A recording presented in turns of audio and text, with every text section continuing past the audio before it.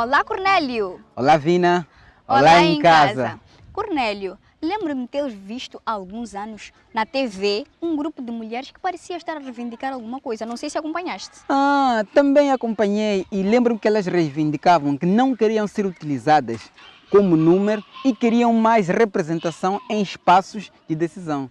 E por falar em representação, Cornélio, lembras-te qual foi a participação da mulher em termos numéricos nas eleições de 2019? Claro, mas vamos deixar esta resposta porque tem muitos números lá para o final do programa. Por agora, vamos perguntar às pessoas se elas têm a mesma percepção de que as mulheres só servem para aumentar o número em processos políticos. Tudo bem, mas não me deixes de esquecer, né? Não vou. Vamos a isso.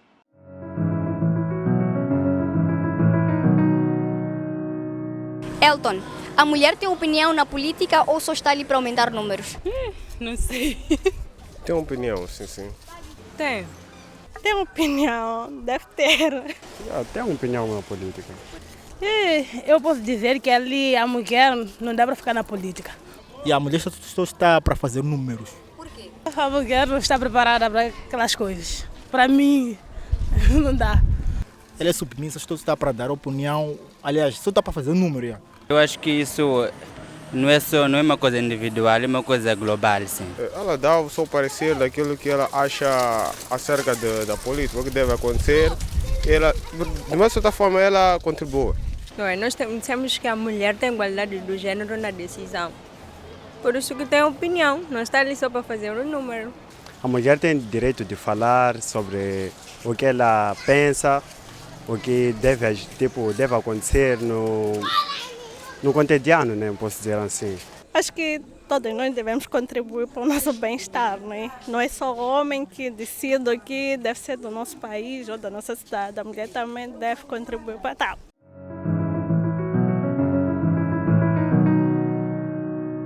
Uns pensam que a mulher está ali só para aumentar números e para dizerem que a mulher está ali. Outros pensam que sim, que a mulher tem um papel chave em processos políticos.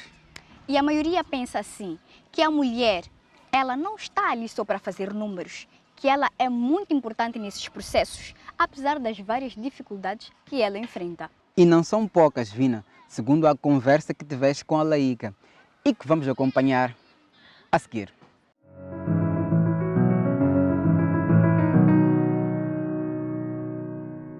Olá! No nosso espaço de conversa de hoje, temos a ativista social Laíca Stella. Olá, Laíca, e seja muito bem-vindo ao nosso programa. Olá, Edelvina. Olá, pessoal aí em casa. Meu nome é Laíca. Edelvina, muito obrigada pelo convite. Não tem de quê. Laíca, trouxemos esta semana como proposta de tema a mulher como um mecanismo representativo em processos eleitorais. E queremos nós saber por que a mulher, indo logo à pergunta, por que a mulher é vista como um processo, como um mecanismo, quis dizer, representativo em processos eleitorais? Bom, esse é um assunto um pouco delicado, mas vou tentar falar sem ferir certas sensibilidades. Bom, nossa sociedade é maioritariamente constituída por mulheres. É muito normal tu teres uma mulher a representar uma vila para campanhas eleitorais num sentido de que ela é capaz de mostrar às outras ali em volta, influenciar as outras ali em volta, que o partido certo é aquele que ela está a apoiar. Por isso que sempre os partidos vão atrás de mulheres, os líderes comunitários vão atrás de mulheres para representarem os seus partidos, mais nesse sentido. Ok. E necessariamente esta mulher está mesmo ali a fazer papel? Está ela ali a fazer papel? Por que ela só aparece nesses momentos de campanhas, nesses processos eleitorais? E em outros tempos a gente não vê esta mulher. Por que isto acontece? Eu, como ativista social, é um pouco complicado e discordar um pouco com essa parte de muitas das vezes não aparece. A mulher aparece, a mulher só não é ouvida. A mulher que luta todos os dias para ser ouvida. E é sempre usada nesse momento da campanha numa tendência de que um dia eu posso ser ouvida se eu fazer esse trabalho. E esta participação dela, vou assim dizer, vou dar um exemplo concreto que são as mobilizações no tempo das campanhas eleitorais. Vemos ali a mulher, ela está ali e são muitas, estão ali em massa. Será que esta ida dela, esta entrega dela naquele período é consciente? Ela está ali porque conhece o manifesto eleitoral e ela está ali porque conhece e ela quer fazer parte desta mudança? Eu já ouvi relatos, vários relatos, de mulheres que no tempo eleitoral são prometidas fundos, são prometidas alimentação. Para quê? Para fazerem a campanha do tal partido, para representarem um tal partido, para convencerem as outras mulheres que, olha, aquele partido está a dar a coisa X em troca de um voto. E é isso que acontece. Muitas das vezes é isso que acontece, porque existe uma compra, tipo, troca e venda, troca de interesses. E o partido chega lá, olha, estou aqui, eu já te ouvi, já ouvi tuas reclamações, claro, por meio de chefe de quarteirão ou algo parecido, aquela entidade daquele bairro, né? Olha, estou aqui, o meu partido é este, eu gostaria que representasse o nosso partido. Em contrapartida, tu aqui terás refeições para ti e para a tua família. Ou tu aqui terás o subsídio financeiro de tantos medicais. Ou, volta e meia, se tu fizeres publicidade online, tu vais receber megas. Então, essa compra diária, digo, né, que fazem, né, nesse processo todo, em algum momento acaba persuadindo a mulher. De uma forma inconsciente, ela acaba aceitando uma coisa que, na verdade, ela sabe que não é real. Uma coisa que ela sabe que nunca irá acontecer, que só é naquele momento, porque estão ali a falar, mas aquela luta dela vai parar por ali, depois de tudo acabar. E o meio familiar onde esta mulher está inserida influencia também para que exista este processo de compra, como esteve aqui a dizer? Sim, vamos ver que muitas mulheres que estão nesse meio da campanha são mulheres que não têm um salário fixo. Como disse, na gíria popular, estão sempre a pandar para aquilo, para ter alguma coisa na mesa, ter um pão para dar aos filhos que estão lá em casa. E quando eu, como superior a ela, chego e digo, eu vou te dar pão todos os dias, só de tu dizeres à tua sociedade, olha, vota em mim, a mulher acaba caindo nisso, a mulher acaba indo na onda porque ela não tem de onde tirar aquele pão, ela não tem de onde tirar os alimentos para sustentar a família, se não for por um pescado que ela vai sair para ir fazer.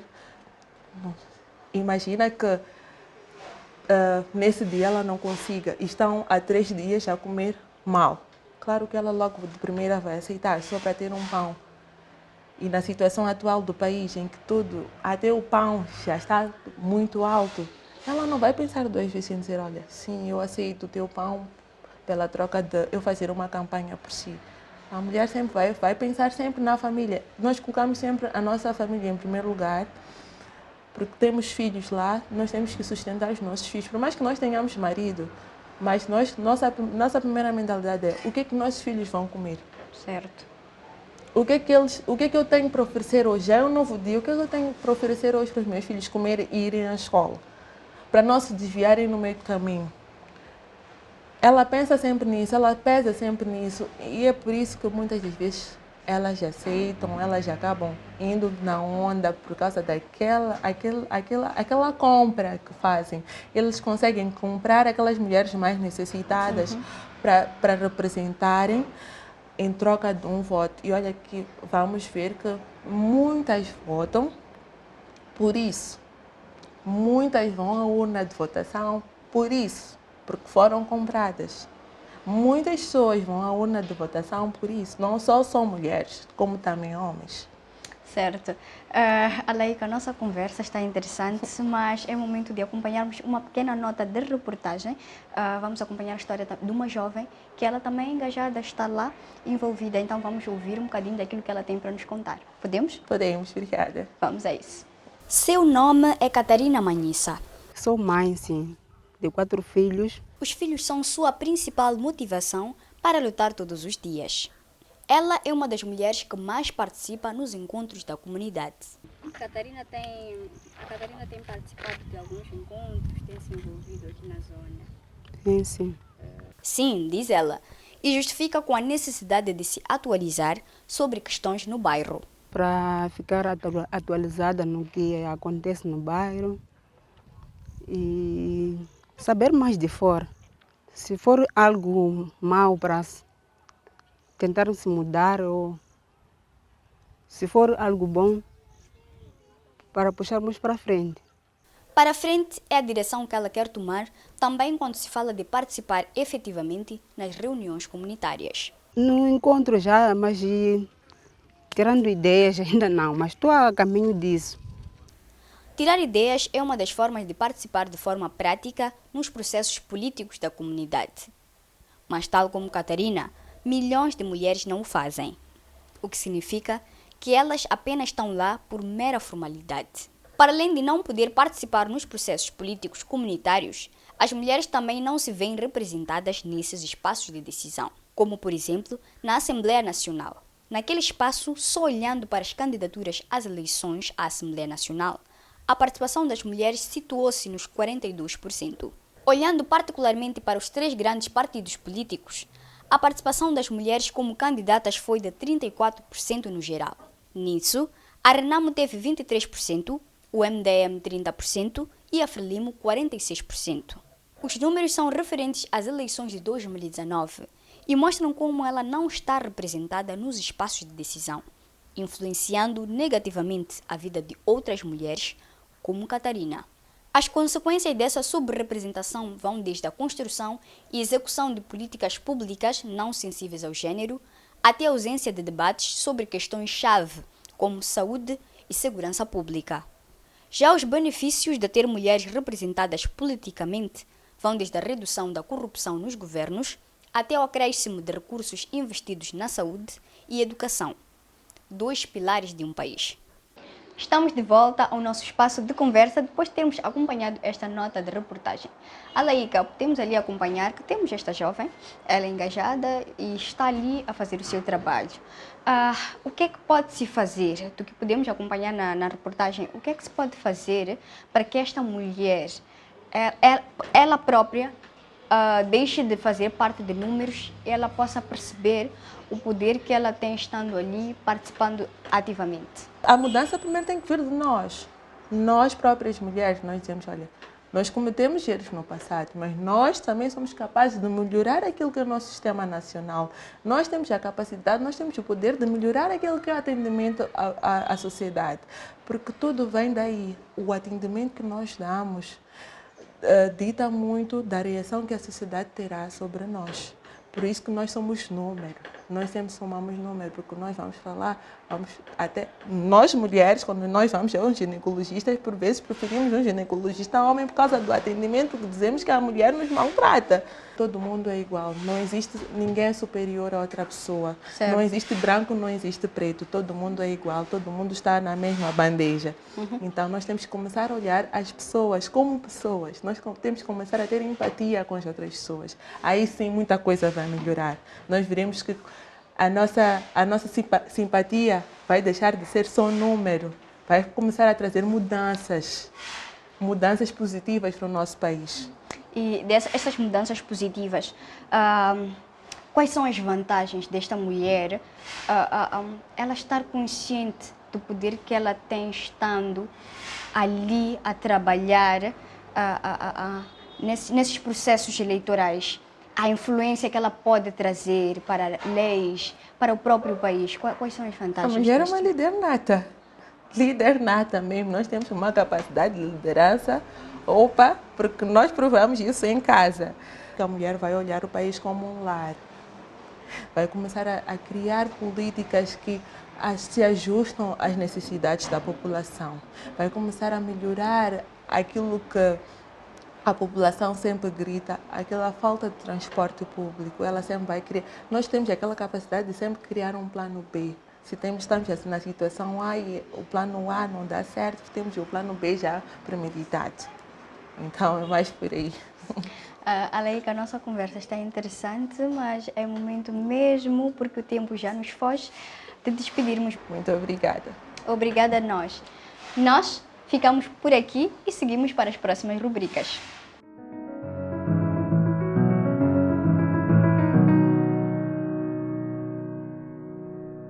Como sempre, antes de qualquer comentário, vamos fazer uma breve pausa.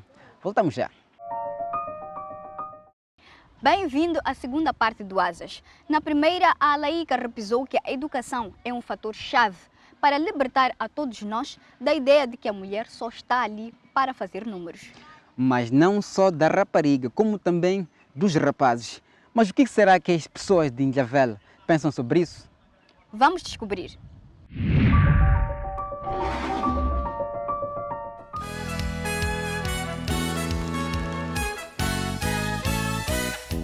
Os bairros arredores da cidade de Maputo são quase todos assim, cheios de vida, em que o vai e vem das pessoas é uma constante. Num ritmo frenético para quem para cá vem, nem tanto para os nativos. Apesar de semelhantes na aparência, são diferentes nas opiniões. E nesta edição escolhemos o bairro de Ilhavela, na cidade de Maputo.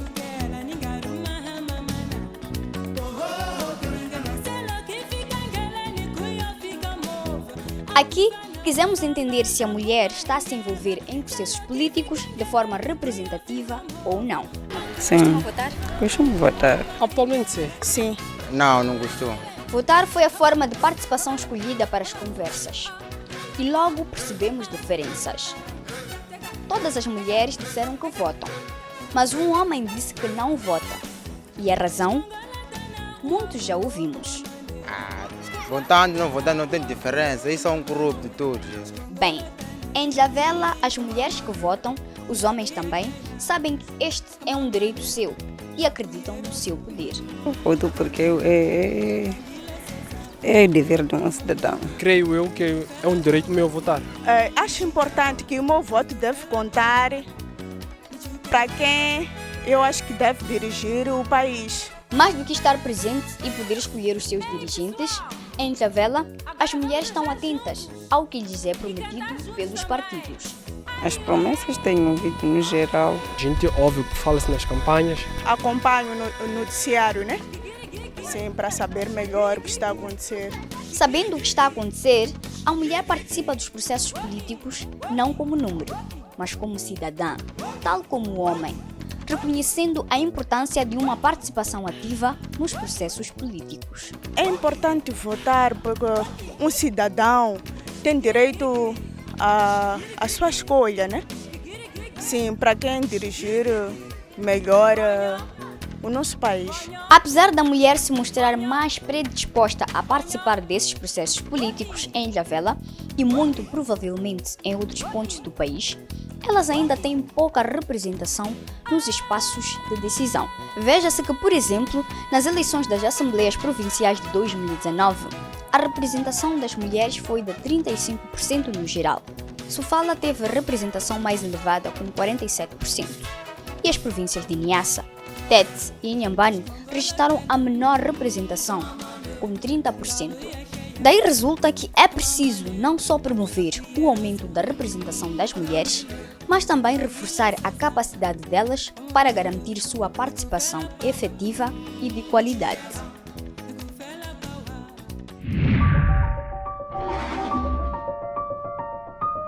É bom ver que nós jovens acreditamos na diferença que a participação efetiva das mulheres pode trazer nos processos políticos.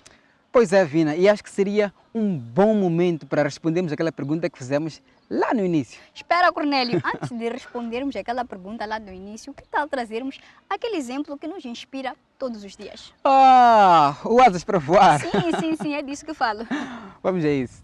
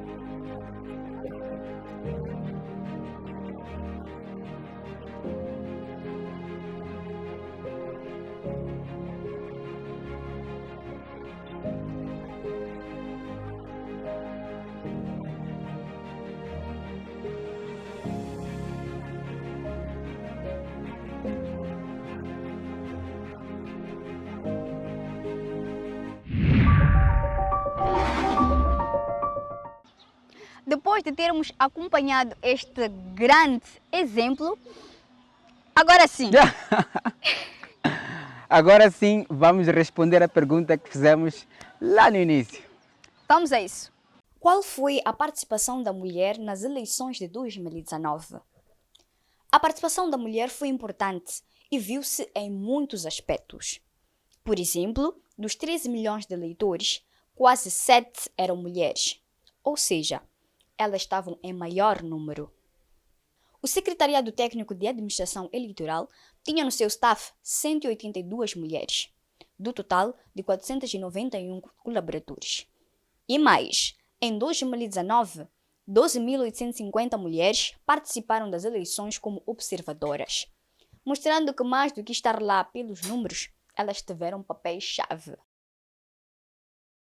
Como sempre, este momento tem de chegar. É o momento de dizer adeus.